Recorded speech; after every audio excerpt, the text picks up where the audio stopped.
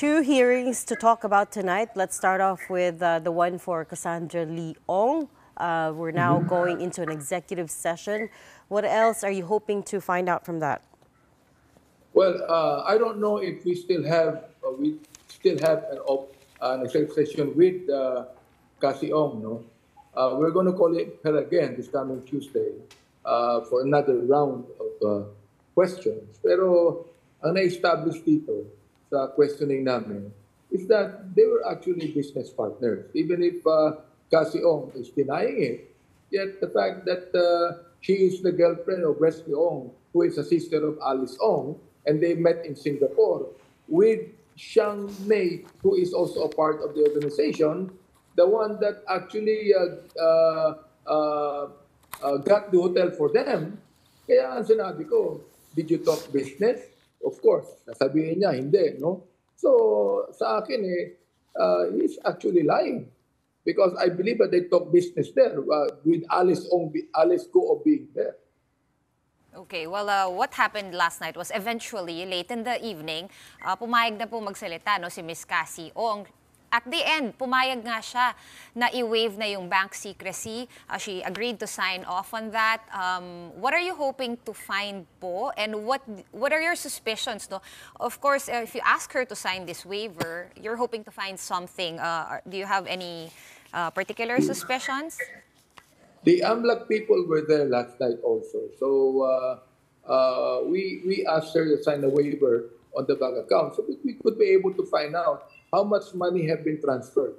Okay, for example, like in Pagcon, Cassie Ong paid in dollars, no, to the tune of $150,000.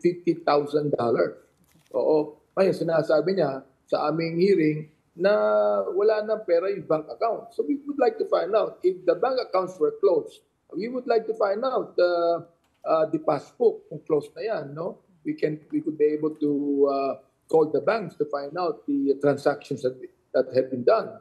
So, ang nakikita natin dito, the money that were actually that were exchanged, no, the money that changed hands to some organization. Saan napunta ito? Sinong tumanggap nito? Saan nanggaling ito? And that is what we're trying to find out. Kong Benny, natignan nyo na ba yung mga corporate accounts, itong mga POGO accounts? Because my understanding is pinapa-waive din yung personal accounts ni Cassie Ong. But whether or not may dumaan na pera doon na hindi niya personal na pera, just like in the case of si Miss Materna, di ba? Ganun din po yung nagyari sa kanya. Base po sa napanood ko kagabi, meron po pa po bang mga corporate accounts kayong nakita or nakita ng AMLAC na related talaga at nakapangalan talaga sa mga korporasyon na Whirlwind at Lucky South 99? Actually, kahit na dinideny niya ito, hindi niya pwedeng i-deny na ang Whirlwind saka ang Lucky South 99 is one and the same. No?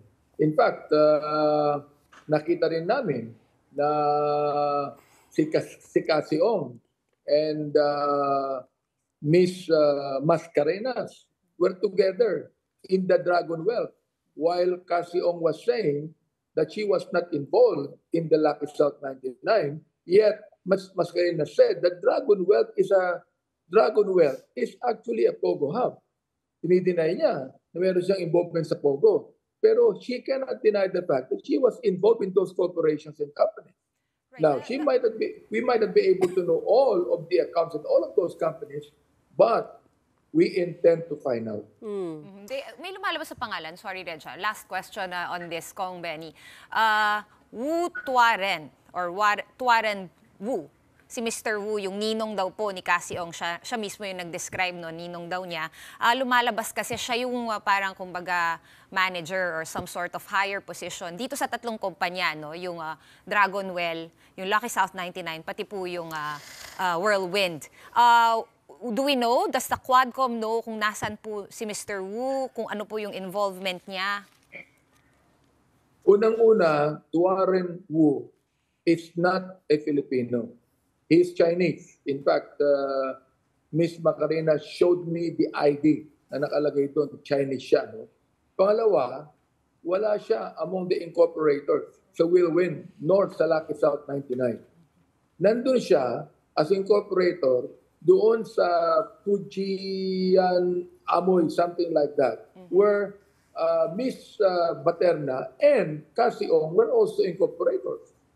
Oo. Inamin naman ni Cassie Ong na ninong niya, si Wu. Alright? Kaya papatawag din namin siya. In fact, pinatawag na namin. We're going to call him again. Kung halimbawa, even if we order a show cause order on him, we're going to call him. Do we know if he's here? Well, we were told he's here. Okay, So, we have to. Otherwise, he ran to Taiwan or China.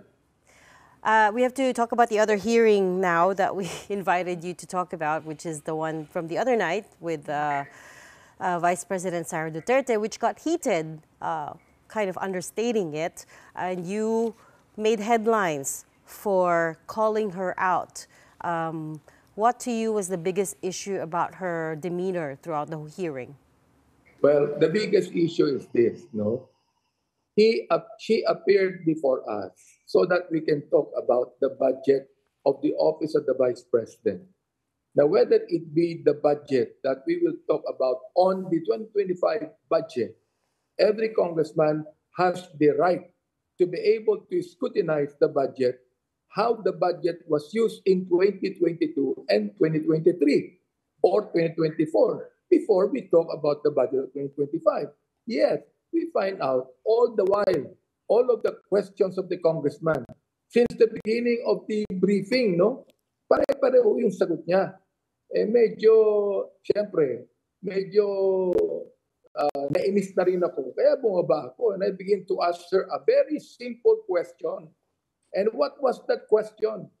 If she believes in the Constitution nakalagay, if Congress, the representative of the people, have the right to scrutinize the budget of every agency. I did not even tell her the agency of the Vice President. I told her in every agency, and she refused to answer. Congressman Abante, I'm sorry to point this out, but last year kasi, the way she was treated during the budget deliberations is different from this year's. It was night and day. Yes. Last year, her budget was approved within 22 minutes. No single question asked. 21 of the committee members approved the motion by Representative Sandro Marcos to, approve her budget without asking any single question. I mean, I guess, when you paint a contrast like that, you have to wonder, could she be wondering why she's being questioned this year, right?